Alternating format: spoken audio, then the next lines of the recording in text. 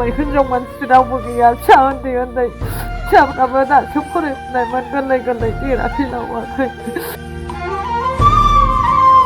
मोनसे दुखुनांथाव खौरां। रनेन बसुमतारिया मेलेमनि टिउमार पेरालाइसिस बेरामजों जुजिनांगासिनो दं। अनसुलि बिसिया फाहामथायनि थाखाय रां बिबायदों। चिरां जिल्लानि सिङाव थानाय खुंग्रिं सापागुरि गामिनि रनेन बसुमतारिया गोब्राब बेरामजों भुगिनांनानै सान हर मेगनां मोदै हुगारनानै समखौ बारहोनो गोनां जागासिनो दं। हा हु बारि बिथा मोसौ मोसा धोन सम्पति फानजोबनानै फाहामब्लाबो हायाखिसै दुखुथिया रनेन बसुमतारिनि गोब्राब बेरामखौ फाहामनो। रनेन बसुमतारिया गोबाव समनिफ्रायनो मेलेमनि टिउमार पेरालाइसिस बेरामजों जुजिनांगासिनो। जायनि जाउनाव राहा गोमाजानाय रनेन बसुमतारिनि अनसुलि बिसिया फिसायखौ मोजां फाहामथाय होनो गाबै गाबै सुबुं अनफावरि रायजो राजा आरो बिटिआर सोरखारनिसिम अनसुंथाइ बिबायदों।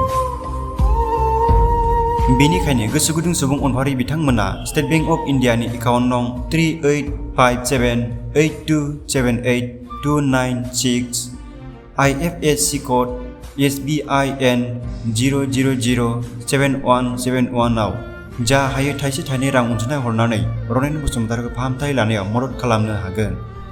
लोगोसे नोंथांमोना 9395832746 जानबुं नम्बराव कल खालामना आबुङै सुलाद लानो हागोन।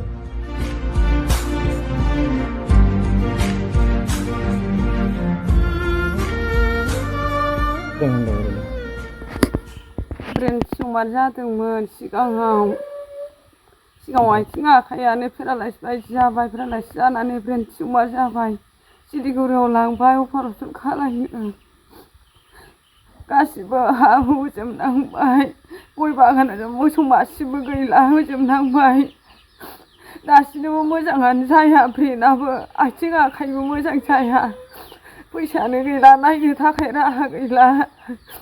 अननानै सोरबाफोर थाइसे थाइनै अननानै हरबा हामगौमोन। मा गामि बे? सापागुरि रनेन बसुमतारि। आंनिखौ दुनु बसुमतारि होननानै बुङो। मा जायो बे नोंनि? आंनि हौवा। बेसे गोबाव जाखो बे जानाया नभेम्बरनिफ्रायनो जादों। गोबाव जाबाय नभेम्बरनिफ्रायनो जानाया। ओमफ्राय अपारेसन जानाया डिसेम्बराव जादों। डिसेम्बराव खालायदों अपारेसनखौ। राहायानो गैला नायनो थाखायनो जारला जाबाय। थांबा हामगौ नंदोंमोन आङो। थाइसे थाइनै सोरबाफोर एसे अननानै अनसुंथाइ हरबा हामगौ नंदोंमोन आंनि हौवानि थाखाय। बिटिआर सरकारा बेबायदि बेमारि जानानै थानायफोरखौ माने हेफाजाब होनाय जों नुनो मोनबाय थादों आरो मालाबा समाव आसनिनि गेजेरजों मा खावलायगोन दे? हरबा हामगौ नंदोंमोन बेखौबो बिटिआर सरकारखौबो हरबा हामगौ नंदों। गैया दाबो थाइसेबो हराखै जोंनि थाखाय।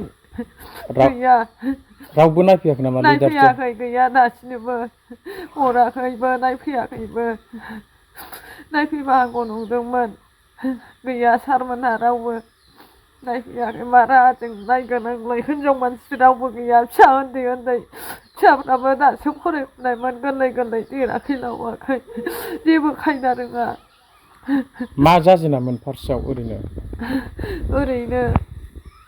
बे आदाया मा जाजेनामोन फार्स्ट? ओमफ्राय बिनिफ्राय फार्स्टआव आथिं आखाइ सानाय बायदि जाग्रोदोंमोन फारसेजों। उनाव हस्पिटालाव लांबाय बङाइयाव। ब्रेन टिउमार मोनबाय। ब्रेन टिउमारखौबो बङाइनि डाक्टारा बुंबाय अपारेसन खालायनांगोन होननानै। बङाइना बुंदोंमोन गुवाहाटियाव लांदो होनदोंमोन। ओमफ्राय मानसिफ्रा बुंबाय सिलिगुरियाव लां होननानै सिलिगुरियाव लांदोंमोन। लांनानै अपारेसन खालायबाय सिलिगुरियाव। लाबोबाय। लाबोनानै आथिं आखायानो दाबो मोजाङानो जाया। ब्रेनाबो मोजां जाजोबा। नायनो थाखायनो राहायानो गैला फैसायानो। मा राहाजों नायबावगोन आंलाय हिनजाव मानसि फिसा उन्दै उन्दै फिसाफोर देराखै लावा। सोरबाफोर अननानै एसे एनै सोना हरबा हामगौमोन। बिटिआर सरकाराबो नायस'ना दाबो।